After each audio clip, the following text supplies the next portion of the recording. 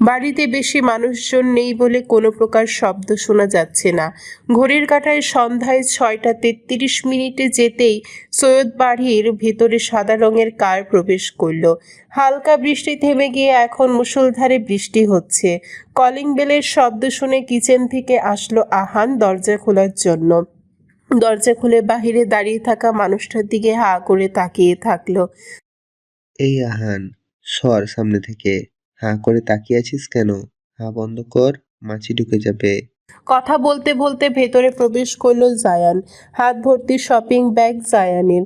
আহান হা করে তাকিয়ে রইল জায়ানের হাতের ব্যাগের দিকে। আহানকে হা করে তাকিয়ে থাকতে দেখে জায়ান ভ্রু নাচিয়ে জিজ্ঞেস করলো কি। আহান মাথা নাড়িয়ে না করে কিচেনে চলে গেল। হাতের ব্যাগগুলো সোফার উপরে রেখে জায়া নিজের রুমে চলে গেল ফ্রেশ হতে। নিচতলা থেকে কলিং বেলের শব্দ শুনে রুম থেকে বের হলো ইরহাম। রুমে যাওয়ার পথে ইরহামের সাথে দেখা হলো জায়ানের। ইরহামকে বলে গেল নিচতলায় ড্রয়িং রুমে গিয়ে বসার জন্য। ফ্রেশ হয়ে এসে আড্ডা দিবে ইরহামের সাথে। কাপড় চেঞ্জ করে জায়ান আসছে 10 মিনিটের ভেতর। ইরহাম চুপচাপ সোফায় গিয়ে বসলো। কিচেন থেকে নাজমিন ডাকলেন নুসরাতকে নিচতলার আসার জন্য। এরপর রুহিনী ও আরিশাকেও ডাকলেন। ধীরে ধীরে সবাই ড্রয়িং রুমে এসে জমা হলো। টি টেবিলের উপরে ইসরাত আলুর চপ পাকোড়া এনে রাখলো। বাহিরে বৃষ্টির শব্দ, বাসার ভেতরে নিস্তব্ধ। 16 কলা পূর্ণ করে কারেন্ট নিয়ে নিল। বাসার ভেতরে ভুতুরে ভুতুরে পরিবেশ সৃষ্টি হয়েছে। পাকোড়া আর চপ ভাজা শেষে ড্রয়িং রুমে এসে বসলেন নাজমিন ও ইসরাত। লিপি বেগম ও হেলাল সাহেবকে তাদের রুমে পাকোড়া ও চপ দিয়ে আসা হয়েছে। সিঁড়ি দিয়ে নামতে নামতে জায়ান বলল, বাহ, এই শীতল পরিবেশে গরম গরম পকোড়া মিস করছিলাম। আজকের সন্ধ্যা জমে যাবে। কথা বলতে বলতে গিয়ে ইরহামের পাশে বসলো জায়ান। জাইন আর আরস আসেনি এখনো? ইসরাত বলল, না ভাইয়া। পাকোড়া একটা মুখে পুরে নিল জায়ান। টিস্যু দিয়ে হাত মুছে হাসি মুখে বলল, পকোড়াটা জাস্ট ওয়াও হয়েছে। সোফা থেকে শপিং ব্যাগ হাতে নিয়ে এক এক করে ব্যাগের ভেতরে কাপড়গুলো বের করতে শুরু করলো জায়ান। প্রথম ব্যাগ থেকে বের করলো ডাবল এক্সেল সাইজের একটা টি শার্ট ও ফ্লেয়ার প্যান্ট। এটা কে নিবে? নুসরাত কোনো কথা বলল না। একবার তাকিয়ে কাপড়ের থেকে চোখ সরিয়ে নিল। ইসরাত বলল, ভাইয়া আরিশাকে দিয়ে দিন। জায়ান বলল, কিন্তু ওর হবে না তো এগুলো, ওর সাইজ থেকে অনেক বড়। জায়ান বলল, আচ্ছা থাকুক, পরে দেখা যাবে কে নিবে। ওই পাশে রেখে দাও ওই পাশে রেখে দাও ইরহাম।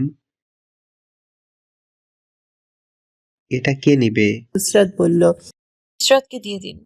এখানে যতগুলো কামিজ আছে সবগুলো ওকে দিয়ে দিন। ও আর অনিকা ভাগ করে নিবে। ঠিক বলেছ নুসরাত, ইসরাত নিয়ে নাও। আর ওভার সাইজ টি শার্ট গুলো নুসরাত নিয়ে নাও। আর কেউ তো এসব পরে না। হঠাৎ আমাদের জন্য শপিং করলেন, রহস্য কি জায়ান ভাইয়া? জায়ান আমতা আমতা করতে লাগলো। জিহ্বা দিয়ে ঠোঁট ভিজিয়ে নিয়ে বলল জায়ান।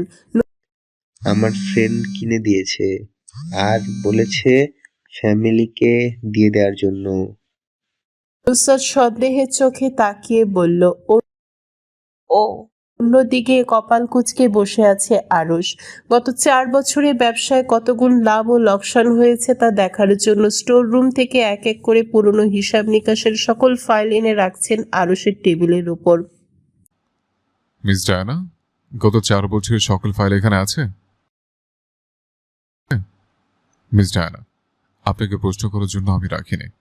আমি যা জিজ্ঞেস করব আর যা করতে বলবো তার জন্য রাখা হয়েছে। তাই বাড়তি প্রশ্ন না করে নিচের কেবিনে যান। অপমানে মুখ থতমত হয়ে গেল ডায়নার। আরশের অগোচরে ভিগজি কেটে কেবিন থেকে বের হয়ে গেল ডায়না।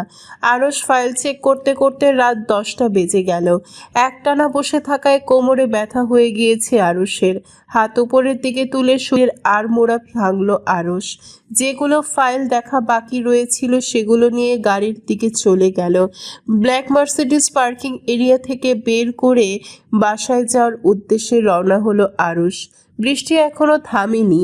অফিস থেকে ধীরে ধীরে সবাই বাড়িতে আসছেন। রাতের খাবার খাওয়ার জন্য ডাইনিংয়ে এক এক করে ডিশ এনে রাখছেন বাড়ির কর্তীরা। গাড়ি গ্যারেজে রেখে বাড়ির ভেতরে প্রবেশ করার আগে ভিজে জবজবে হয়ে গেল আরশ। কলিং বেলের শব্দ শুনে দরজা খুললেন লিপি বেগম। শাড়ির আঁচল দিয়ে ভিজে চুলগুলো মুছে দিলেন।